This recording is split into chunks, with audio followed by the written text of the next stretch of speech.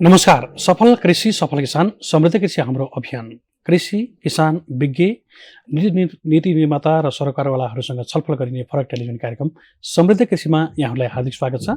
म हुँ असीम सापकोटा। कार्यक्रम समृद्ध कृषिमा हामीले कृषि क्षेत्र अन्तर्गत हरेक विषयहरूलाई विधाहरूलाई उत्तिकै महत्त्व दिने गरेका छौँ।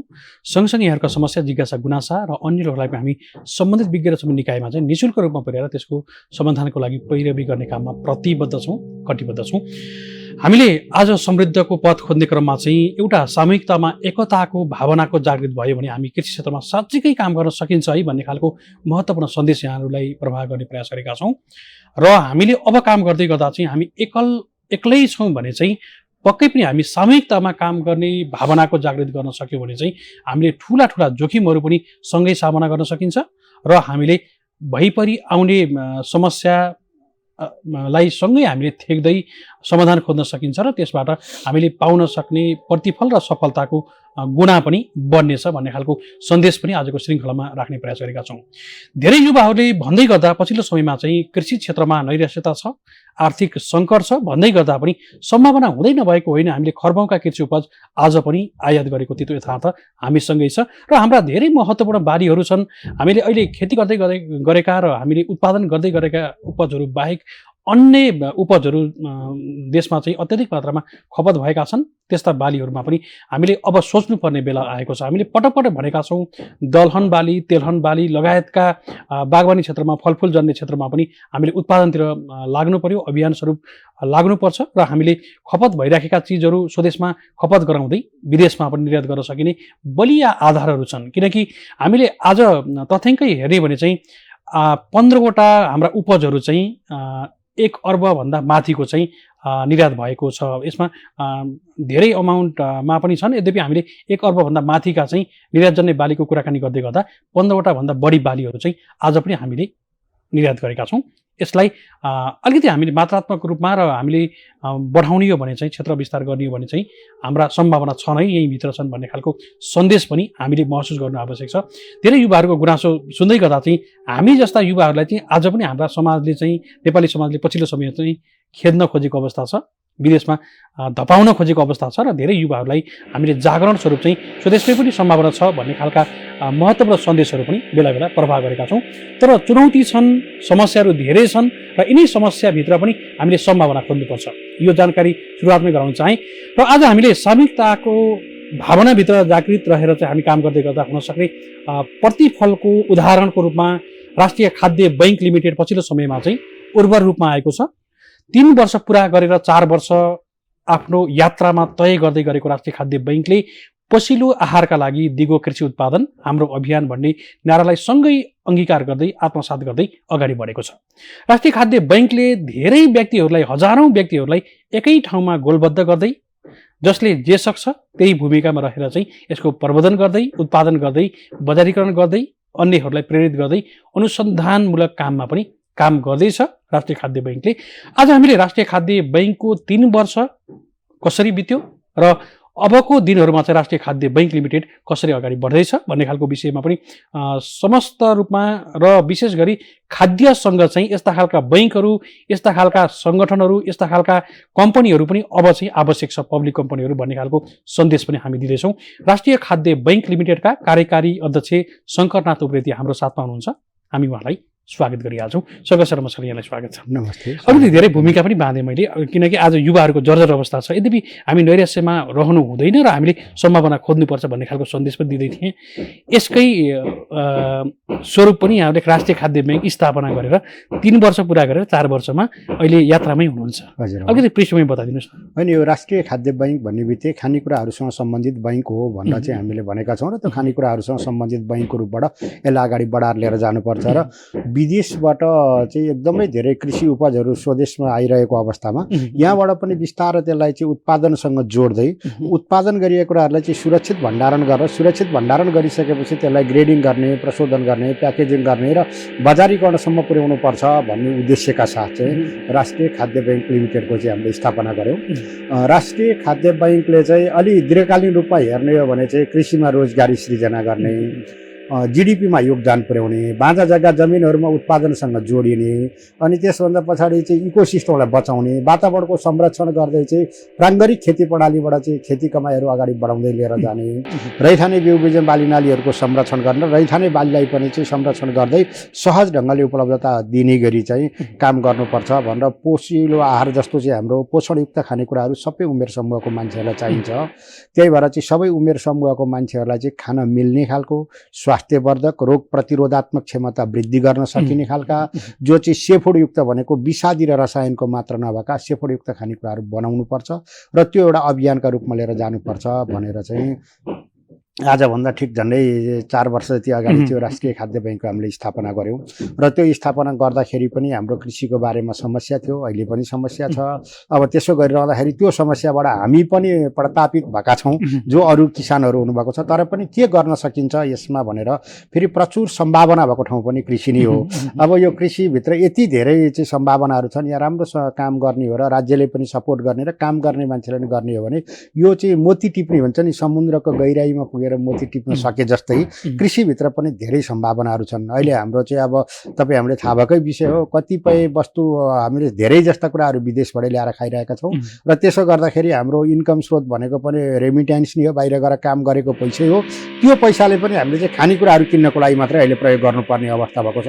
त्यसले गर्दाखेरि स्वदेशी वस्तुहरू उत्पादन गरेर चाहिँ खान हुने गरी, खान योग्य रहने गरी यसलाई चाहिँ स्थानीय निकायले, प्रदेश र सङ्घले, सरकारी निकायहरूले पनि समन्वय र सम्पर्क गर्दै चाहिँ हामीले कृषि उपजहरूले देशलाई आत्मनिर्भरतर्फ उन्मुख गर्दै लिएर जानको लागि चाहिँ के गर्न सकिन्छ भनेर चाहिँ धेरै कामहरू गर्ने मध्येको एउटा रिसर्चको कामलाई पनि हामीले अगाडि बढाएर लिएर जानुपर्छ। कति लागतमा कस्ता खालका खानेकुराहरू बन्छन्, तिनीहरूको चाहिँ सम्भावना के रहन्छ, बजार कस्तो छ, तिनीहरूलाई चाहिँ कसरी बनाउनु पर्छ भन्ने खालको कुरामा हामीलाई अब पहिला पनि अध्ययन नभएका होइन, ती अध्ययन पनि भएका छन्। थप हामीलाई आवश्यक पर्ने कुराहरूको बिचमा चाहिँ हामी अगाडि बढाएर लिएर जाने गरी राष्ट्रिय खाद्य बैङ्क लिमिटेडले पनि त्यो विषयतर्फ पनि हाम्रा ध्यानहरूलाई केन्द्रित गरेका छौँ र आगामी वर्षहरूमा त्यसलाई अझ व्यवस्थित गरेर लिएर जाने गरी गर्दैछौँ।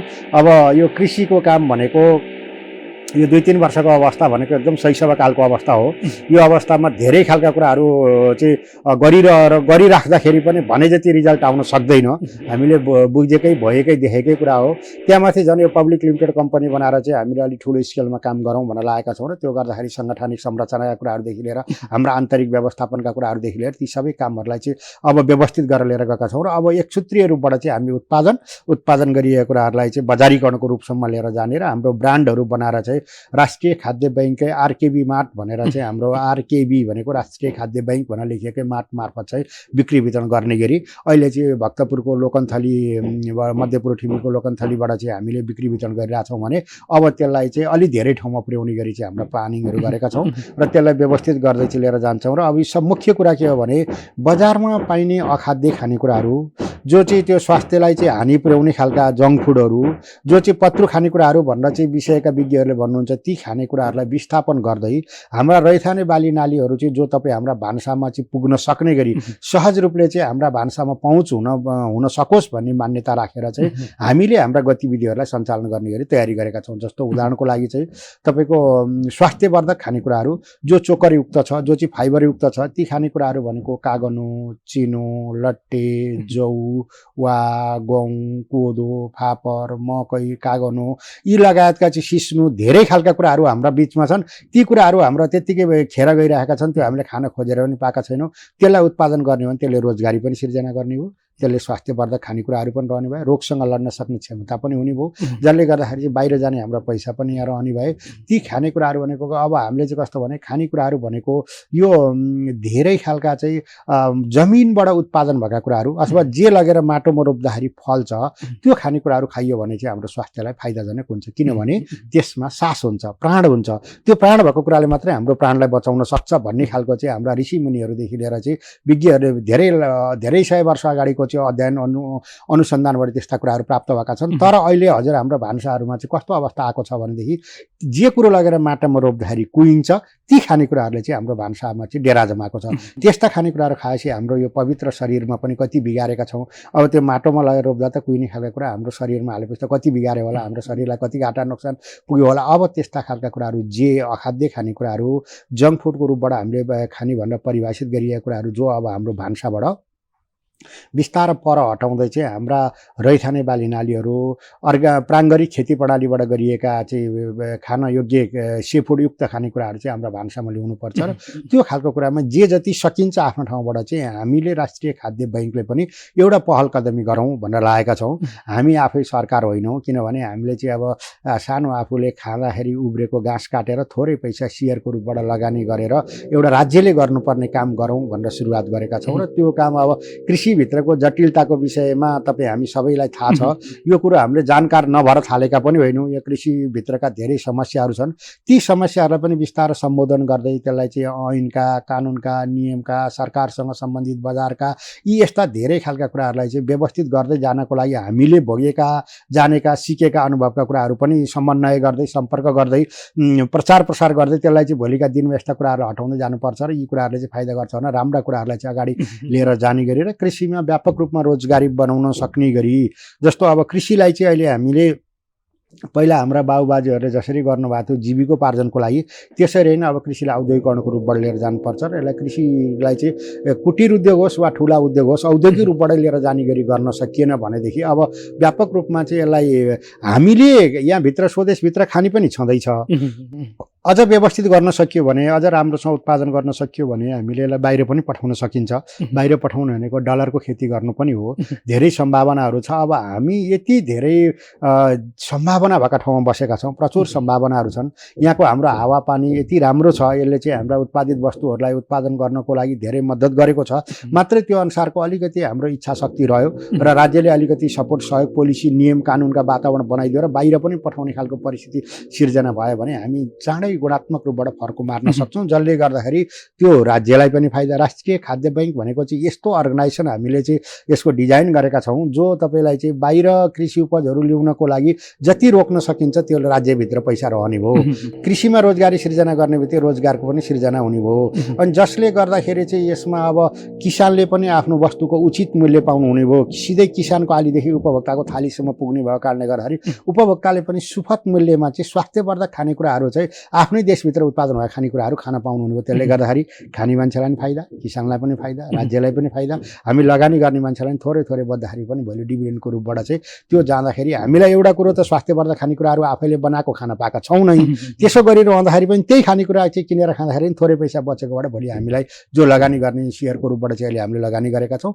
उहाँहरूलाई पनि फाइदा हुने गरी सबैले जित्ने प्रोजेक्टको रूपमा चाहिँ राष्ट्रिय खाद्य बैङ्क रहेको छ र त्यसै गरी चाहिँ यसलाई लिएर जानुपर्छ भनेर हामीले अझै पनि यसलाई व्यवस्थित गरेर अझै पनि यसलाई अलिक कामलाई विस्तार गर्दै अब धेरैवटा जिल्लाहरूमा, धेरैवटा ठाउँहरूमा, धेरैवटा स्थानीय निकायहरूसँग, धेरै कृषि सहकारीहरूसँग, समूहहरूसँग चाहिँ सहकार्य गरेर जाने गरी चाहिँ हाम्रो यसलाई व्यवस्थित। निकै महत्त्वपूर्ण विषय यहाँले भन्दै गर्दा विषयगत विज्ञहरूलाई समेत फरक फरक विभागमा चाहिँ राख्नु भएको छ, त्यो जिम्मा दिनु भएको छ। त्यो एकदम महत्त्वपूर्ण पक्ष पनि छ, किनकि उहाँहरूबाट आउने रिजल्ट फरक नै आउँछ। काम नौलो होइन तर नौलो तरिकाले अथवा चाहिँ सिस्टमेटिक तरिकाले गर्न खोज्नु भएको छ। एउटा सामूहिकताको, एकताको भावना जागृत गर्दै काम गर्दै गर्दाका सम्भावना र अहिले चुनौतीहरू पनि सार दिनुहोस् न केही। होइन, धेरै छन् नि चुनौतीहरू त भन्ने हो भने अब समग्रतामा त हाम्रो कृषि प्रधान देश भनेको राज्यभित्रकै चुनौतीहरू छन्। त्यो तपाईँ हामीले धेरैवटा खालका कुराहरू बुझेका छौँ। जस्तो हाम्रो यहाँबाट सामान उत्पादन गरेर बाहिर पठायौँ भनेदेखि पठाउने बेलामा क्वारेन्टाइनदेखिका लिएर धेरै खालका कुराहरू छन्, त्यो मैले भनिराख्नु परेन, तपाईँ हामीलाई जानकारी छ। दोस्रो, हाम्रो उत्पादन गर्नकै बेलामा लाग्ने चाहिँ बिउ बिजन, मल, खाददेखि लिएर चाहिँ ती धेरै खालका समस्याहरू समयमा उपलब्ध हुँदैनन्। त्यसभन्दा पछाडि अब इन्सुरेन्सका कुरा गर्ने हो भने त अब बिचमा इन्सुरेन्सको अलिकति चहल पहल थियो। अहिले राज्यले इन्सुरेन्स गरेको इन्सुरेन्स कम्पनीलाई पैसा दिन नसकेर अब कृषिका इन्सुरेन्सहरू हुनको लागि चाहिँ अब एकदम गाह्रो अवस्था भएको छ। त्यसभन्दा पछाडि चाहिँ कृषिमा श्रम गर्ने मान्छेहरू पाइँदैन।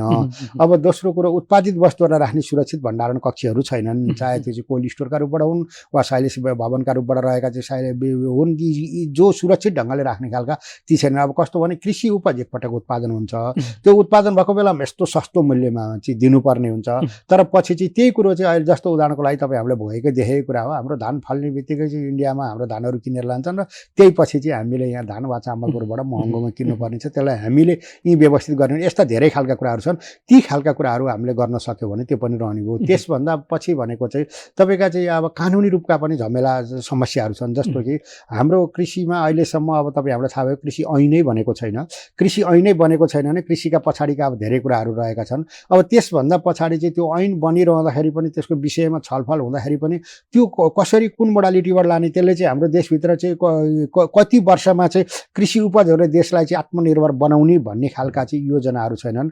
अब टुक्रे योजनाहरूका बिचमा चाहिँ काम भएका छन् र धेरै खालका कुराहरू चाहिँ अब एउटा मन्त्रालय र एउटा ठाउँको पनि समन्वय छैन। भनाइको आशय कस्तो भने, नार्कले तपाईँको चाहिँ रिसर्चको काम गर्छ, रामपुर विश्वविद्यालय लगायतका ठाउँहरूबाट चाहिँ जनशक्ति उत्पादन गरिन्छ, त्यस्तो उहाँहरू लगायतहरू पनि ठाउँहरू छन्। अनि त्यसै गरी चाहिँ तपाईँको कृषि मन्त्रालय लगायत ठाउँबाट चाहिँ यो प्रचार प्रसार कामहरू हुन्छन्। एका ठाउँमा रिसर्च गरेका चाहिँ बुकहरू थन्केर बसेका छन्, तिनीहरूको कार्यान्वयन भएको छैन। अर्कोपट्टि चाहिँ दक्ष मेन पावरहरू उत्पादन भएका छन्, तिनीहरूले चाहिँ यहाँ काम नपाएर विदेशतिर चाहिँ दौडिरहेका छन्। अर्कोतिर चाहिँ यहाँ काम गर्ने भनेर पोलिसी बनाउने मेकानिजमले चाहिँ यो तिनटै कुराले समन्वय गरेको छैन, जसले गर्दाखेरि कृषि भन्ने खालको कुरा चाहिँ अब एउटा एकादेशको कथा जस्तो, अब पहिला यस्तो थियो भन्ने खालको कुरा। अब जस्तो अहिले हामीले के बुझ्न सक्छौँ भने तपाईँको जङ्गलको भूभाग धेरै बढेको छ, किनभने खेतीयोग्य जग्गा जमिनहरूमा पनि जङ्गलहरू वृद्धि हुँदै गए। अब खेतीयोग्य जमिनहरू चाहिँ बाजा हुँदै गए, बाजा हुँदै जाने बित्तिकै के भइदियो, जङ्गली जनावरहरूको प्रकोप हुने भयो। अब जङ्गली जनावरको प्रकोप हुने बित्तिकै के भने अलिकति थोरै खेती गऱ्यौँ भने पनि त्यो पनि नष्ट हुने भयो, त्यो पनि छोड्नुपर्ने बाध्यता भयो। अनि जसले गर्दाखेरि चाहिँ तपाईँको झन्डै 20-21 वर्षदेखि चाहिँ अगाडिदेखि चाहिँ ती धेरै उत्पादन भएका ठाउँहरू बजिँदै बजिँदै बजिँदै बाजा हुँदै गएका कारणले गर्दाखेरि अहिले जङ्गल रुख वृक्ष फलेको देखिएको हुनाले चाहिँ अब हेर्दाखेरि जङ्गलको भूभाग बढेको छ, खेती योग्य जमिनहरू घटेको छ। यसले गर्दा यस्ता धेरै जग्गा जमिनहरू छन् जो त्यहाँ अत्यन्त राम्रा उत्पादनहरू हुन्छन्, त्यो उत्पादनको काममा लाग्ने गरी चाहिँ अब राज्यले पनि त्यसमा अलिकति योजना बनाउनु पर्यो। अब हामीले मात्रै गरेर त्यो सक्दैनौँ, हामी गर्न इच्छुक छौँ, हामीसँग दृढ इच्छा शक्ति छ, हामीसँग काम गर्ने टिम छ, हामीसँग रिसर्चको काम गर्ने छुट्टै हुनुहुन्छ, अब बजारीकरण गर्ने छुट्टै हुनुहुन्छ, भण्डारण कक्षमा काम गर्ने छुट्टै हुनुहुन्छ, प्याकेजिङमा काम गर्ने, अथवा यस्ता विभिन्न युनिट मार्फत चाहिँ हामीले काम गरेका छौँ। तर त्यो भनेको त हामी सानो क्षेत्रको भयो। अब त्यसले गर्दाखेरि यस्ता खालका कुराहरूलाई चाहिँ जे हामीले भन्न खोजेको भने हामी सरकारसँग सहकार्य गर्नको लागि इच्छुक छौँ। त्यो चाहिँ तपाईँको स्थानीय सरकारसँग, प्रदेश सङ्घसँग हाम्रो जे क्यापेसिटी छ, जे गर्न सक्छौँ त्यो खालको कुरामा राज्यलाई सहयोग गर्नको लागि पनि हामी इच्छुक छौँ। त्यो खालको परिस्थिति र वातावरण बन्दै जाँदाखेरि चाहिँ धेरै नभए नि अलिकति उत्पादनको कामलाई चाहिँ पहिलो जोड दिएर त्यो उत्पादनलाई चाहिँ बजारसँग जोड्ने बित्तिकै तपाईँको धेरै खालका कुराहरू यहाँ मिल्न सकिन्छ। र अहिलेसम्म नेपालमा हामीले सुरुवात गरेको पनि के हो भनेदेखि तपाईँको हिजो बनेका पनि कृषि कम्पनीहरू धेरै हुनुहुन्थ्यो, उहाँहरूले काम गरिराख्नु भएको थियो। त्यसो गर्दाखेरि उत्पादन गर्नुहुन्थ्यो, उत्पादन गरेर चाहिँ थुपारिदिनुहुन्थ्यो, अर्को कसैले आएर चाहिँ त्यसलाई ल्याएर बजारीकरण गर्नु पर्थ्यो। अब अहिले हामीले त्यो गरेनौँ, उत्पादनदेखि बजारसम्म चाहिँ सिधै राष्ट्रिय खाद्य बैङ्ककै पहुँच पुग्ने गरी चाहिँ हामीले हाम्रो मेकानिजम बनाएका छौँ। र त्यो कुरालाई अब अहिले बिस्तारै हामीले थोरै काम गर्न सकेका होला, भर्खर सुरुवात गरेको भएर धेरै यसभित्रका अप्ठ्याराहरू पनि छन्, हामी भित्रै पनि अप्ठ्याराहरू छन्। अब कतिपय कुराहरू आफूसँग राष्ट्रिय खाद्य बैङ्कसँग पैसा छैन, सबैजना मान्छेसँग थोरै पैसाहरू चाहिँ ल सेयरको रूपमा हाल्नुहोस् भनेर भनेका छौँ। अब 3 वर्ष भइसक्यो, खै त हाम्रो सेयरको चाहिँ यसको प्रतिफल पाइएन, किन नआएको त भनेर पनि साथीभाइहरूले गुनासो जिज्ञासा पनि राख्नु भएको छ। कतिपय कुराहरू होइन अब हुँदैन कि क्या हो, एउटा सहकारीबाट राखेको भए त आउने बित्तिकै चाहिँ गाडी भाडा दिन्थ्यो, के दिन्थ्यो, यस्तो खालको कुराहरू नि भएन, यो कति जेल पर्खे नि भन्ने खालको कुराहरू पनि छन्। अब त्यसो गरिरहँदाखेरि अर्को खालको कुरा भने चाहिँ के भने हाम्रो देशभित्र जब्बर ढङ्गले चाहिँ अलिक पहिला लामो समयदेखि नै यहाँ एउटा कृषिभित्र चाहिँ यस्तो जब्बर खालको एउटा गिरोह छ, जो चाहिँ त्यो माफिया छ। त्यो माफियाले पनि यस्ता खालका कुराहरूलाई चाहिँ सहज ढङ्गले अगाडि बढ्न दिँदैन। जस्तो त्यसले राज्यलाई सहित आफ्नो उसमा राखेको छ, यहाँको चाहिँ तपाईँको कर्मचारीलाई होस् वा नेतृत्वलाई होस् दबाव वा प्रभावमा पारेर चाहिँ उनीहरूले आफ्नो अखाद्य वस्तुहरूलाई चाहिँ ल्याउने गरी चाहिँ त्यस्ता खालका धेरै खालका कुराहरू छन् जो तपाईँ हामीले सबैले बुझेका, देखेका, भोगेका कुराहरू हुन्। त्यस कारणले गर्दा त्यसको पनि काहीँ न काहीँ प्रभाव असर हामीका बिचमा रहेको छ। यस्ता खालका धेरै खालका कुराहरूका बिच पनि हामीले त्यत्रो एकदमै चाहिँ के गर्यौँ त भनेर भन्दा आफैले उत्पादन गऱ्यौँ, आफैले खाने वातावरण बनायौँ, आफैले स्वास्थ्यवर्धक खानेकुराहरू खानको लागि चाहिँ त्यो माटोलाई पनि चाहिँ संरक्षण गर्दै, बिग्रेको छ भने त्यसलाई सुधार्दै बनाउँदै र त्यसलाई चाहिँ प्राङ्गरिक खेती प्रणालीबाट लिएर जाने गरी माटो जो असल बनाएर असल माटोबाट उमारेका खानेकुराहरू खाउँ र त्यो स्वदेशी वस्तुहरूले नै सकेसम्म धेरै मान्छेलाई खुवाउनको लागि प्रयत्न गरौँ भनेर सुरुवात गरेका छौँ। अब यो काम यस्ता खालका यसका पछाडिका धेरै समस्याहरू छन्, ती जो समस्या कृषिभित्र रहेका छन् ती जम्मै डल्लै समस्याको रूपमा त हामी पनि रहेका छौँ। त्यसमाथि हामी त झन् कम्पनी भएको करको पनि हामीलाई चाहिँ अर्को भार थपिएको छ। त्यो के हो करको भार भन्ने बित्तिकै चाहिँ जस्तो राष्ट्रिय खाद्य बैङ्क लिमिटेडले बर्दिया र झापामा चाहिँ हाम्रा पाइलट प्रोजेक्ट गरेका छौँ। त्यो पाइलट प्रोजेक्ट गर्न किसानहरूको जग्गा भाडामा लिएका छौँ। ती किसानहरूको जग्गामा हामीले भाडा लिएपछि भाडा बुझाउँछौँ। भाडा बुझाइसकेपछि त्यो भाडा बुझाए बापत स्थानीय निकायलाई हामीले त्यहाँ 12 देखि 13% त्यहाँ तिर्नुपर्छ। अनि त्यसभन्दा पछाडि चाहिँ हाम्रो अडिट गरिसकेपछि अडिटको चाहिँ यहाँ हाम्रो कर कार्यालयमा काठमाडौँ कर कार्यालयमा चाहिँ नयाँ बानेश्वरमा चाहिँ त्यहाँ तपाईँको अर्को 10% तिर्नुपर्छ। 23% त हामीले पहिला सुरुवात गरेर माटो खन्न लागेको बेलादेखि नै लगेर चाहिँ बुझाउनु पर्ने अवस्था छ भने यस्तो बेलामा अनि मान्छेहरू औसी किन कृषिको काम गर्छन्। यो यस्ता खालका देख्दाखेरि अत्यन्त साना जस्ता यो कसैको आँखा नपुगेका कुराहरू तर नपुर्याइएका कुराहरू यी कुराहरूलाई मात्रै व्यवस्थित गरिदिने हो भने पनि अलिकति यो कृषिमा चाहिँ संस्थागत रूपबाट कम्पनीगत रूपबाट यसरी पब्लिक लिमिटेड कम्पनीहरू अथवा अगाडि बढ्ने खालको अवस्था रहन्छ। अब केही सीमित मान्छेहरूका 1-2वटा कम्पनीहरू छन् जो राज्यले चाहिँ पृष्ठपोषण गरेर जम्मै मलजल गरेर उहाँहरूलाई नि चाहिँ सुविधा सहुलियतदेखि लिएर चाहिँ जम्मै खालका कुराहरू दिइन्छ। तर अरू यस्ता काम गरौँ भन्ने चाहना गर्नलाई चाहिँ सरकारले देख्दैन, पत्याउँदैन, हेरेको पनि छैन, वास्ता पनि छैन। त्यसले गर्दाखेरि यस्ता खालका धेरै जटिलता विविधता र समस्याका बिचमा पनि हामी केही गरौँ भनेर राज्यलाई सहयोग र सपोर्ट गर्ने गरी स्वास्थ्यवर्धक खानेकुराहरू र रोग प्रतिरोधात्मक क्षमता वृद्धि भएका रैथाने बाली नालीहरूको संरक्षण गर्दै खुवाउनको लागि चाहिँ प्राङ्गणिक खेती प्रणालीबाट काम गरौँ भनेर हामीले जे जति सकेका छौँ सानो अभियानका रूपबाट अगाडि बढेका छौँ। निकै महत्त्वपूर्ण विषय यहाँले भन्दै गर्दा हामीले विशेष गरी यही नै मोडलमा काम गर्न सकियो भने सफल छ। तर चुनौतीहरू धेरै खडा हुँदै गर्दा पनि सामना गर्दै अगाडि बढ्नु भएको छ यहाँहरू।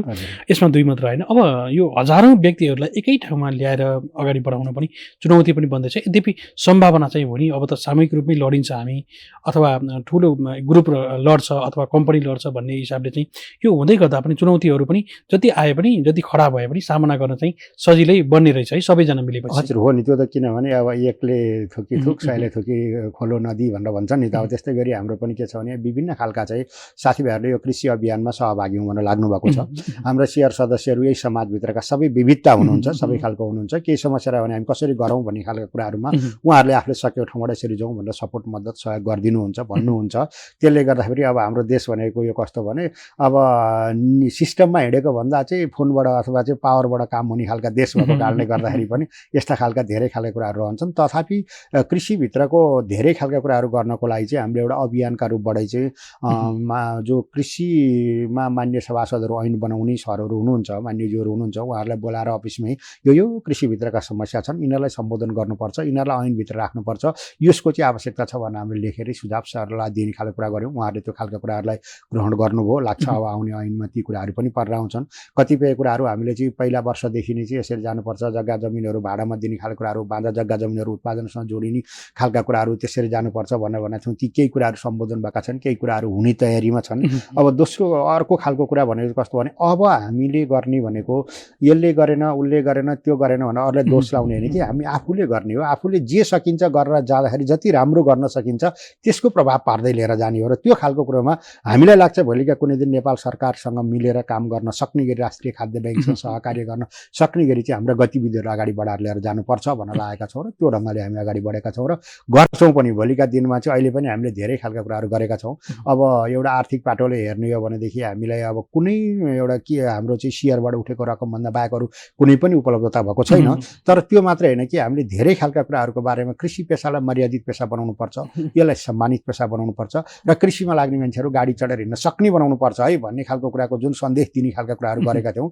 बाह्य देशहरूमा हेर्दा यस्तो छ भने कुनै अचम्म छैन। तपाईँ हामीले देखेकै भएकै हेरेकै कुराहरू हो। जस्तो इजरायलमै गएर हेर्ने हो भने नि त्यो 2.5% भन्दा बढी किसानहरू छैनन्, तर उनीहरूले चाहिँ राज्यको चाहिँ योगदानमा चाहिँ अथवा त्यो देशलाई चाहिँ चाहिने अर्थतन्त्रमा ठुलो योगदान पुर्याएका छन्। त्यसै गरी हाम्रो देशहरूमा पनि भोलि हुन सक्छ है। तर त्यो कुरा के भने नेतृत्व चाहिँ राज्यले गर्नु पर्यो, सहजता चाहिँ बनाइदिनु पर्यो, वातावरण चाहिँ बनाइदिनु पर्यो। त्यति मात्रै कुरा भयो भने हामी धेरै काम गर्न सकिन्छ र त्यो खालका कुराहरूमा हाम्रा ठाउँबाट मात्रै नभइकन राज्यलाई पनि स्थानीय सरकारहरूलाई अब अहिले हामीले चाहिँ स्थानीय सरकारहरूसँग चाहिँ सम्पर्क गरेर समन्वय गर्दै उहाँहरूसँग उत्पादनसँग जोडिने गरी लागेका छौँ। जस्तो गाउँपालिकासँग जान्छौँ, पालिकासँग बस्छौँ, त्यहाँ उत्पादन गर्नुहुने कृषि सहकारी समूह जे हुनुहुन्छ उहाँहरू र त्रिपक्षीय रूपबाट काम गर्छौँ। जस्तो राष्ट्रिय खाद्य ब्याङ्क, स्थानीय सरकार र उत्पादनमा लाग्नुहुने साथीहरूको बिचमा बस्छौँ र त्यहाँ योजना बनाउँछौँ। के स्थानीय सरकारले गर्न सक्नुहुन्छ अथवा स्थानीय निकायले गर्न सक्ने त्यो उहाँहरूले गर्नुहुन्छ। त्यसभन्दा थप चाहिँ हाम्रो केही विज्ञ प्राविधिकहरू केही चाह्यो भने हामी पठाउँछौँ। त्यो उत्पादनसँग जोडिएको कुरोहरूलाई चाहिँ त्यो अघि नै हामीले भने जस्तै त्यहाँको मापदण्ड एउटा बनाएर प्राङ्गरिक खेती प्रणाली मार्फत इकोसिस्टमलाई बचाउँदै विषादी र रसायनको मात्रा कम भएका सेफोडयुक्त खानेकुराहरू बनाउनको लागि चाहिँ हामीले त्यो कुराहरूमा उहाँहरूलाई प्रेरित गर्छौँ, सिकाउँछौँ र त्यो उत्पादित वस्तुहरू हामीले किनेर बजारीकरण गर्छौँ। मतलब हामी खाइ हुन्छौँ, हामी खुवाउँछौँ, त्यसै गरी अरूहरूलाई पनि खुवाउने गरी चाहिँ तयारी गर्छौँ। त्यो खालको कुरोले अहिले धेरै गाउँहरूमा लो यो चाहिँ राम्रो छ भनेर चाहिँ, अनि हामीले अर्को भनेको यो जग्गा जमिनहरू चाहिँ टुक्रा टुक्रा भएर गएको हुनाले जग्गालाई चक्लाबन्दी गर्न सकिएको छैन। अब खेतीबाली प्रणालीबाट चाहिँ यसलाई चक्लाबन्दी गर्दै जानुपर्छ भनेर छौँ। भनेको आशय के भने जसको जति जग्गा छ त्यो जग्गामा एउटै खेती प्रणाली गर्ने, अब त्यो उसका पनि जति छ वरिपरि सबैकोमा गर्दै गरेपछि भने उत्पादन चाहिँ बढ्ने भयो। त्यो उत्पादन बढ्ने बित्तिकै लागत कम पर्ने भयो, लागत कम पर्ने बित्तिकै बजारमा प्रतिस्पर्धा गर्न सकिने भयो। अब यहाँ त किनभने बाह्य देशबाट आएका चाहिँ उत्पादित वस्तुहरू र हाम्रो लोकल रूपमा उत्पादन भएका वस्तुहरूको बिचको तुलना गर्दाखेरि त उताबाट आएको सस्तो हुन्छ। हाम्रा कुराहरू अब यो यति स्वास्थ्यवर्धक छ, यो खान योग्य छ भनेर प्रमाणित गरेर दिने वस्तु त्यो कुरा पनि हामीसँग छैन। हेर्दा सबै उस्तै खालका छन्। त्यसले गर्दा यस्ता खालको यो बजारमा चाहिँ यो एउटा अनियन्त्रित बजारको बिचमा पनि उत्पादनलाई चाहिँ बढुवा दिएर घटाउन सकियो भनेदेखि सहज ढङ्गले चाहिँ गर्न सकिन्छ भनेर त्यताबाट नि हामीले ध्यान दिएर स्रोत भनेको चाहिँ जहाँ उत्पादन गर्ने चाहिँ जमिन अथवा त्यसको चाहिँ नेतृत्व गर्ने स्थानीय सरकारसँगै समन्वय गर्दै चाहिँ हामीले कामहरूलाई अगाडि बढाएका छौँ। यो सफल मोडालिटीको रूपबाट नै अगाडि बढ्दैछ।